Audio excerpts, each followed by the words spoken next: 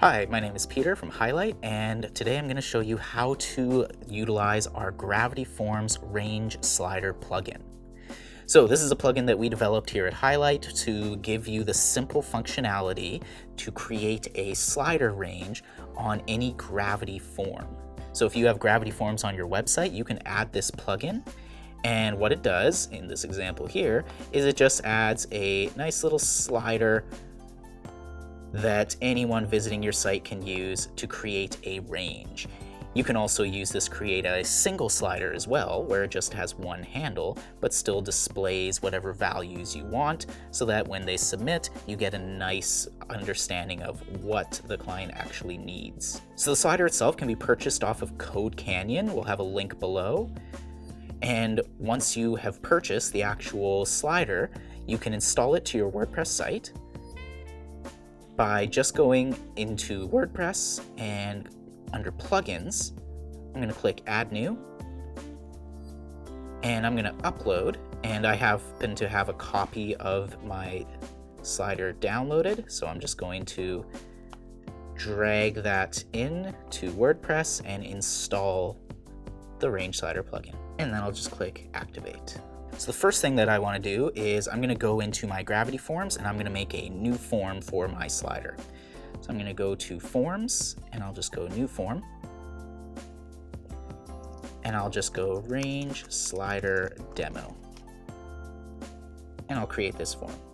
So if you've already been using Gravity Forms, you can add in all of your fields that you need, such as their name, email, phone number. But for our range slider, we'll just go to Advanced Fields, and there you'll find the range slider.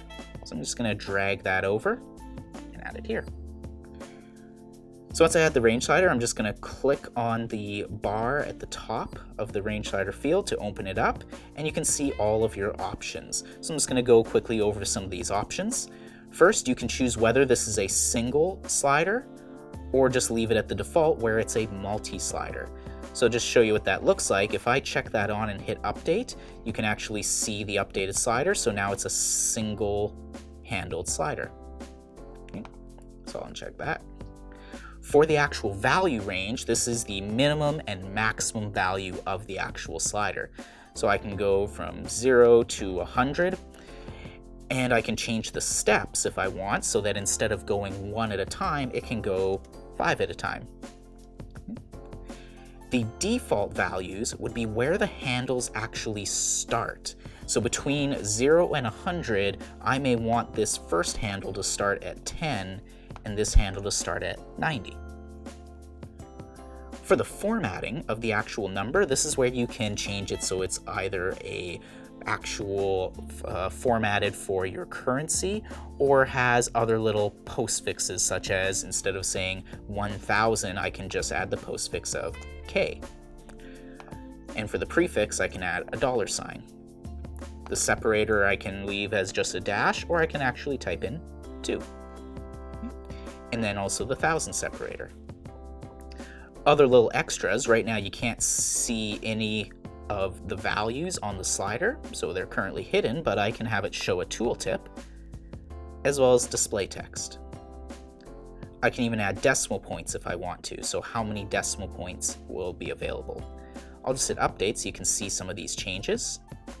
So as we can see on the slider, it starts at 0 and can go to 100. But the default values started at 10 and 90.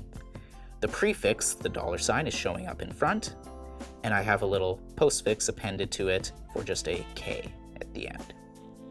And then instead of a dash, it says 2 between. Perfect. So with that, all I'd have to do is just give this a proper name. I'll just leave it at the default for range slider.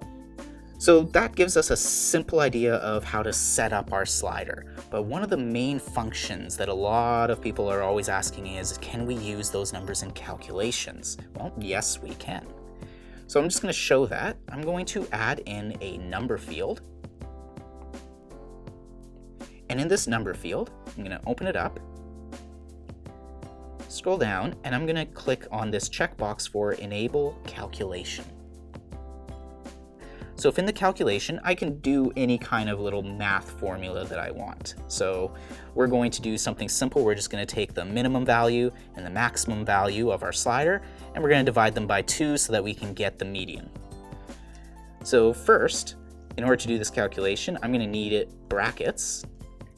And this is just an example, is where my min's going to go, and I'm going to multiply it, so with the little star symbol, by my maximum.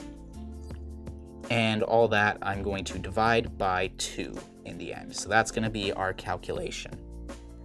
So to insert our range slider values, I'm going to replace where it says min by clicking on this Insert Merge Tag dropdown. And here you can see the merge tags for my range slider minimum and my range slider maximum. The names will change based on the title of your actual range slider field.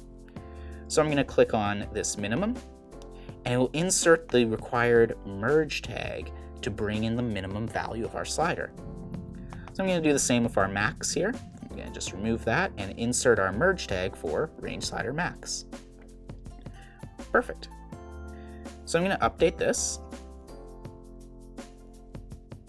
And now I'm just going to go and put this slider onto a page, or sorry, the whole form onto a page where I can test this out.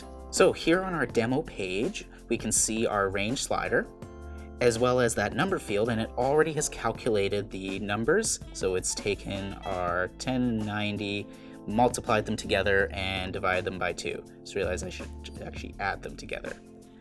But for the sake of the demo, you can see as we drag our slider, the number is changing based on that. So we can run any calculation based on our slider values.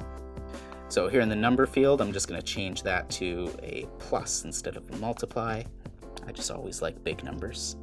And on our demo page, we can see we are getting an actual median value. So that is the basics of utilizing the range slider. Nice, simple to use, and can get you some very valuable data if you include it on any of your client forms. So if you have any questions, feel free to submit a ticket on our website if you have purchased the actual range slider, or leave a comment on the range slider comment forms within Code Canyon. Till next time. Thank